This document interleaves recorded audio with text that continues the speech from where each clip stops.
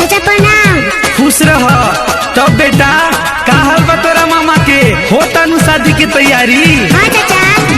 तब मौसी केने बाड़ी? इनका बुलावा तभी। ए मौसी, चाचा आई बाड़े। तेरा गोइले परेशान करे। दशहरा में तो भुला गोइले आ छठ में नचा देले। रुक अब की हाली बताओ तनी उनकरा के। चश्मा पहिर तेरे नाम झरले। हे चाचा तोरा दांत फरले। देखो अब हंसबो ना करी। बढ़िया से हंसा। चश्मा पहिर तेरे नाम झरले। हे चाचा तोरा दांत फरले।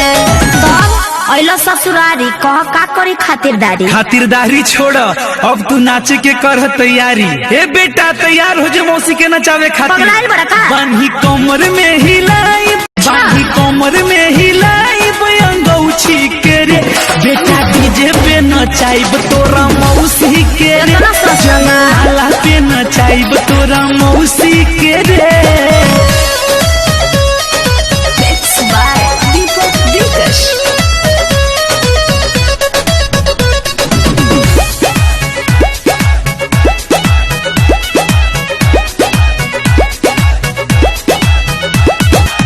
लागे दे बबुआ दुआरे बरा। चाचा हिलई है तोरा कमर पूरा रात। सुन लो चाचा, मौसी का कहतड़ी। तब का? सर हमार नहीं करेंगे शर्म। अच्छा। तोहरों के संगे नचाएंगे हम। हाँ तो हम तो नचबे करब, भाई ना हाँ हमार। तो हमरो है सार, हमहू नाचे खातिर बानी तैयार। ए चाचा, बगली में पैसा के रे बेटा डीजे पे नचाइब तोरा मौसी के रे।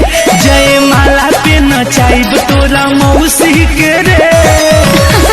सब पगलाइल बड़े।